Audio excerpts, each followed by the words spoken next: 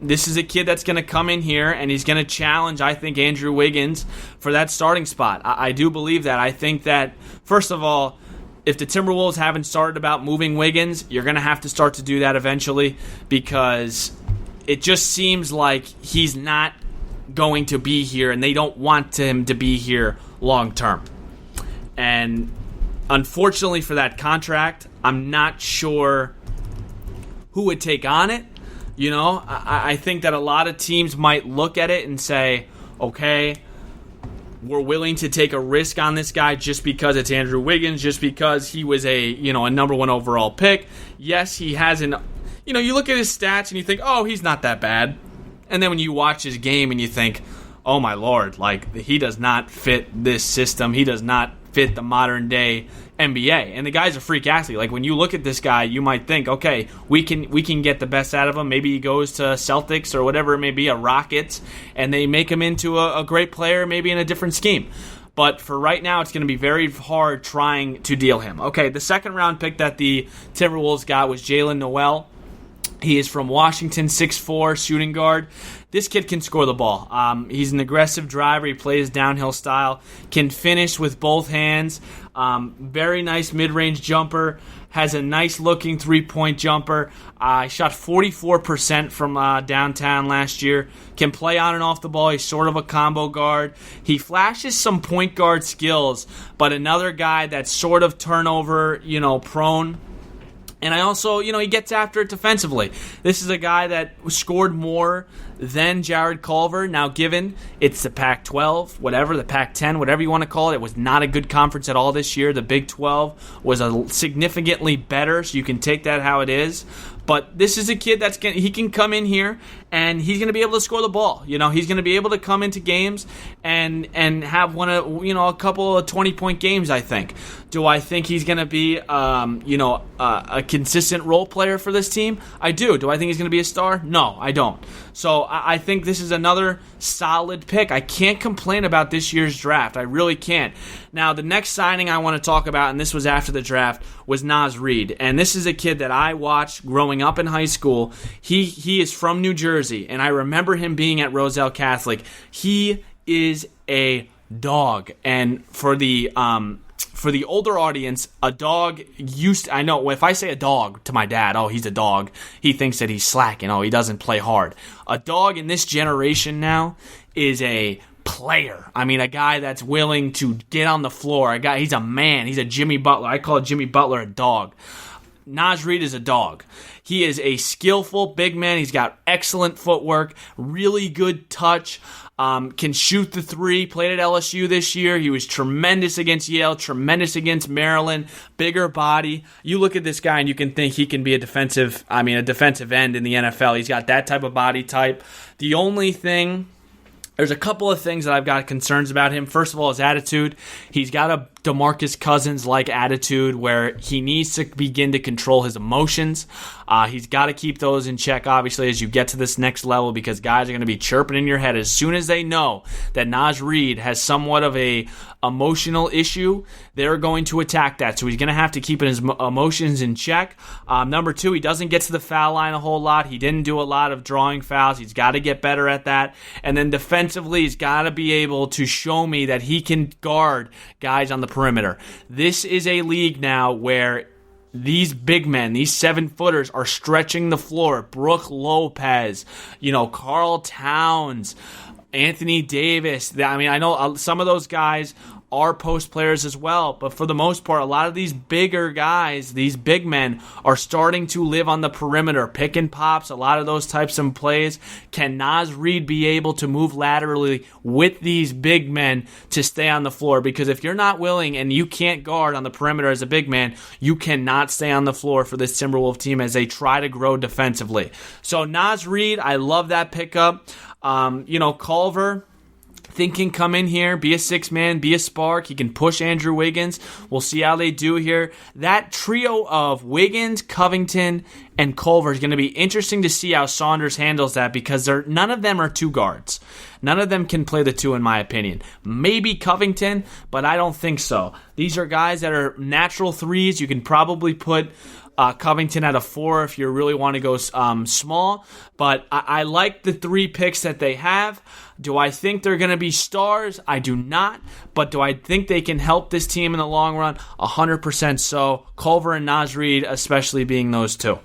All right, Breein Tyree, he will join me in just a sec, so we'll get that rolling right after this. All right, and we are joined here by first-team All-SEC guard Breein Tyree, 18 points per game last year. I do sometimes talk about the old days of my high school career, and I was able to play against Breein and Tyus Battle, who's at Syracuse right now. Breein, thank you so much for giving me the time, man. How's everything?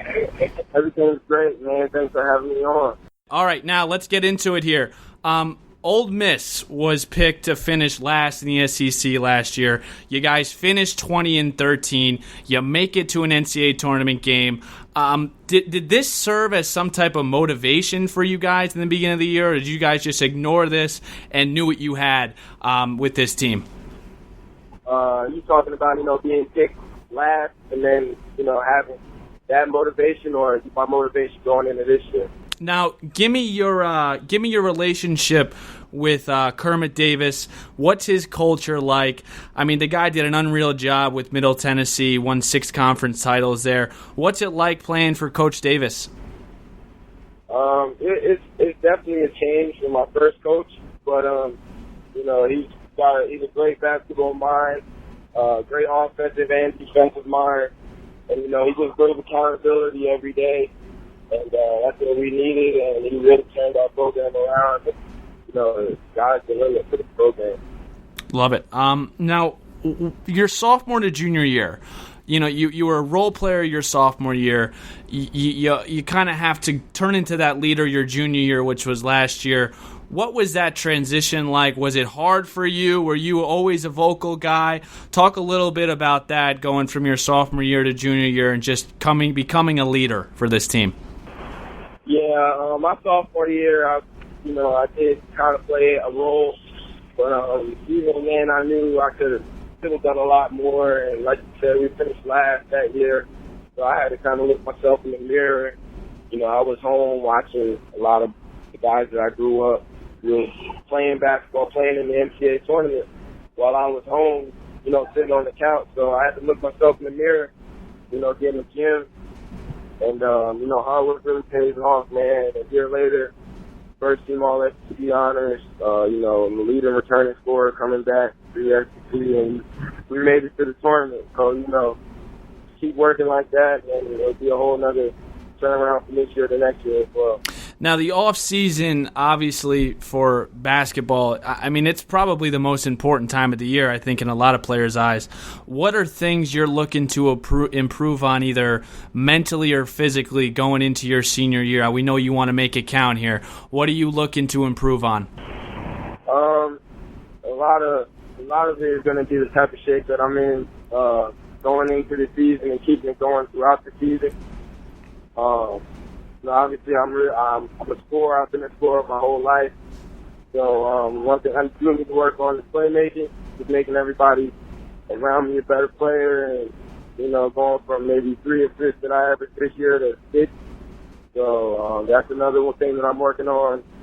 And you can never get better. I mean, you can never get too much better at just communicating, just becoming a leader and learning different ways to lead my team.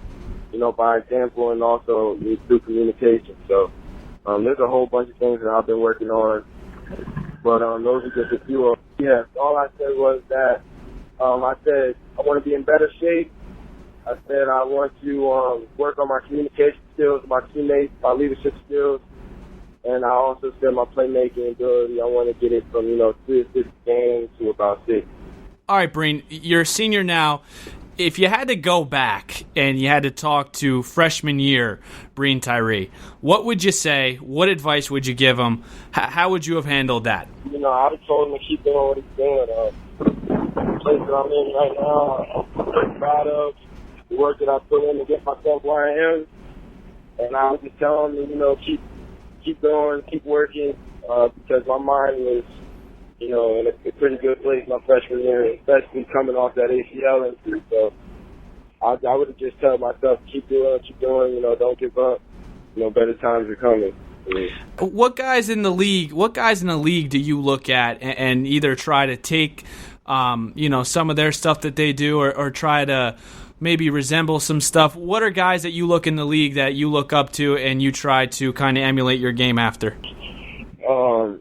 My favorite guy to watch and also to try and, take his game and put it into my own is CJ McCollum. Love it. His mid-range game is really good. He's got a great pace to his game. He never seems to get rattled even when he goes off and scores 10 straight. He seems to just stay locked in, and, that seems he seems to be the guy that really grabs my attention whenever I'm watching. So I learn a lot from him, and, the fact that he was a senior when he went into the draft, and he showed, better. He got better every year. So that's probably the person that, I try to mold my game after, his work ethic and a lot of things he does.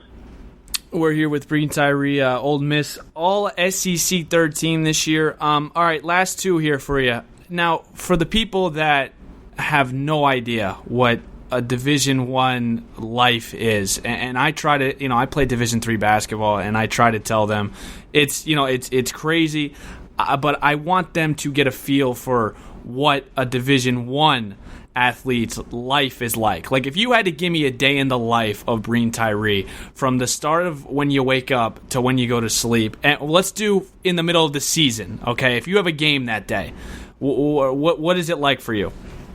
Middle of the season, game day. If it's an away game, we leave the night before. But if it's a home game, we'll go to class. If you got class, you go to class in the morning. And depending on what time the game is, you won't have to go to some certain classes. But if it's an early morning game, like a 11 o'clock or 1 o'clock game, we'll get up real early, anywhere from 5:45 to 6:15 to get, that morning the shoot around done, what plays they're gonna run, plays we're gonna run. We'll eat pregame meal in the morning. We'll get about 4 hours to let that digest. We need to be on the field 2 hours before the game. We get there, get tapes, play the game. Right after the game, I'll play 35 minutes, so the game is pretty the hardest part. So after the game, hopefully you won. You say your thanks to the fans, and then you end up leaving, and you got the rest of the day to yourself. But away games are more stressful just because you do the same thing, but you fly right back after the game, so you end up getting to your apartment or your dorm, about 12:30 to 2 o'clock in the morning. Wow. And then, you got to get up and go to class the next day or even have practice the next day. So, yeah, on our team, practice isn't just, game days are the easy days. When we're practicing, those are the harder days. So my coach, like I said, really holds high on accountability and working as hard as you can every rep. So, even this morning, this is summer, but we were up, practice starts 6:15. Coach wants you in here 5:30 in the morning, getting ready before practice. So, it's a lot of time, and, advice to all the kids that want to play Division I, you got to really make sure it's what you want to do, because it really turns into almost a job rather than it being fun in high school and in middle school. It turns into, you're doing this for a scholarship. So, it's great for me. This is what I love doing. It's what I've always been doing. But for a lot of people, I can see how, it could be strenuous. 100%. And I think you really got to love the game. And it's not just basketball. It's really any sport that you play in college, man. If you don't love it, it's not going to end well for you, because it's an everyday grind, like you said, and I'm happy you're sharing that with us. Let me do two more here. If I'm a 5-star recruit or whatever star recruit, and I'm looking for my school to play for, why should I come to Ole Miss? You should come to Ole Miss just because of Kermit Davis's resume. He's coached a lot of great players, and he's a proven coach at this level. He's been a coach a year in 5 different conferences, so he's a proven coach. The method works. I would also tell them to come down to the campus. This gorgeous campus is really safe